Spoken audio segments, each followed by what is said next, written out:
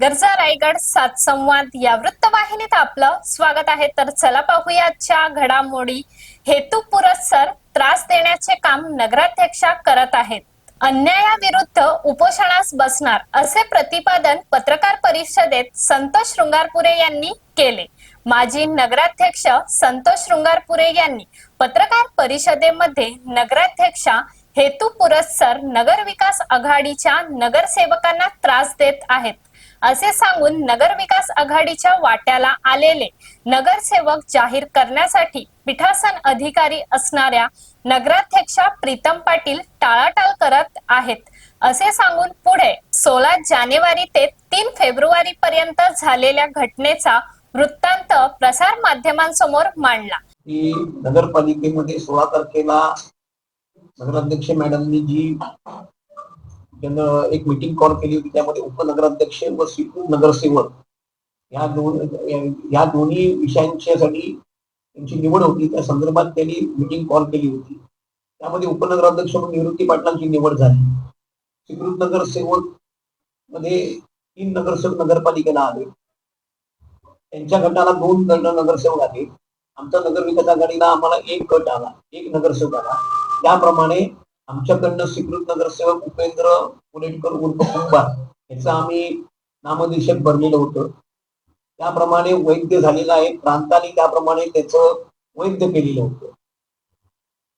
नगराध्यक्ष मॅडमना फक्त अधिकार 21 डिसेंबर 2016च्या ह्याच्याप्रमाणे प्रांताने दिलेल्या वैद्य नावांचं वाचन करणं बंधनकारक आहे. नगराध्यक्ष मॅडमनी फक्त त्यांच्याकडच्या 2 नगरसेवकांचं वाचन केलं आणि 1 नगरसेवकाचं कारण सांगितलं की माझ्याकडे अर्ज आलेला आहे, त्यामुळे मी कोणावर अन्याय करणार नाही, मी त्याप्रमाणे शासनाचा गायडन्स देईन. मी त्यांना कायदा सांगितला, त्यांना बंधनकारक काय ते सगळं समजून सांगितलं. त्यामध्ये ऐकायला त्यांनी आमच्यावर तेव्हा अन्याय केला. आम्ही तो अन्याय सहन केला. त्यांच्याकडनं गव्हर्नमेंटकडे काही विचारणा झाली नाही. शेवटी आम्ही 19 तारखेला समोरनं गव्हर्नमेंटकडे कलेक्टर साहेबांकडे, माननीय कलेक्टर साहेबांकडे अर्ज केला की बाबा आमच्यावर असा अन्याय झाला आणि असा प्रकार झाला. कलेक्टर साहेबांनी त्याप्रमाणे तात्काळ एक लगेच पत्र दिलं की बाबा सदरच तुम्ही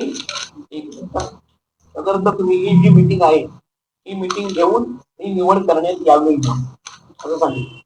या तारखेचं पत्र माझ्याकडे आहे.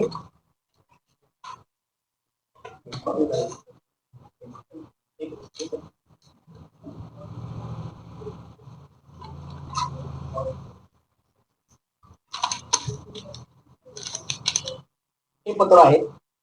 हे आम्हाला पत्र त्यांनी ताबडतोब कलेक्टर साहेबांनी दिलंय की तात्काळ याच्यामध्ये मीटिंग घेण्यात यावी आणि डिक्लेअर करण्यात यावी. त्यांनी काय कुठल्याही प्रकारचं सीओ जे होते नगरपालिकेचे त्यांनी कळवलं की असे पत्र आलेले त्यांना दिलं.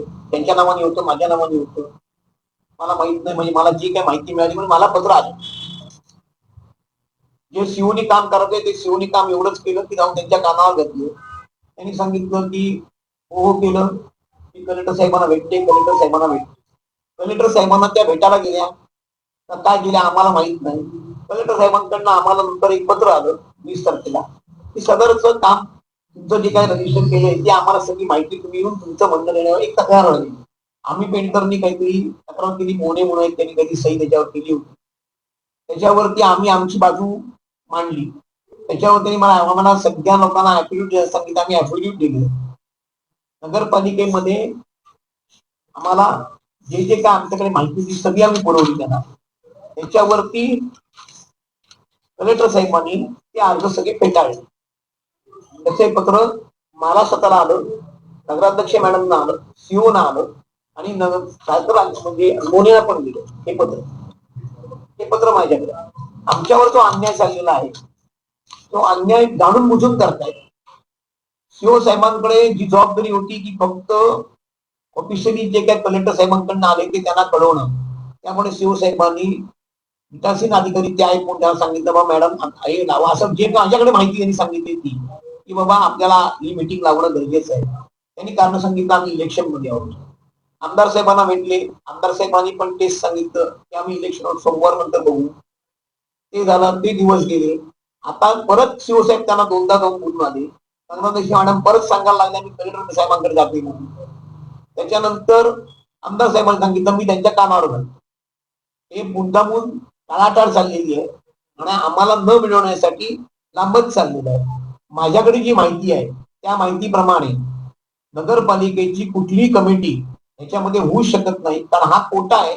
24 नगरसेवक निवडून आलेले, एक नगराध्यक्ष व 3 नगरसेवक ऑप्शन मध्ये नगरपालिकेला मिळाले, असे 28चा टोटल एकूण संच असतो. त्याच्यातनं सगळं तुमच्या कमिट्या निवडल्या जातात.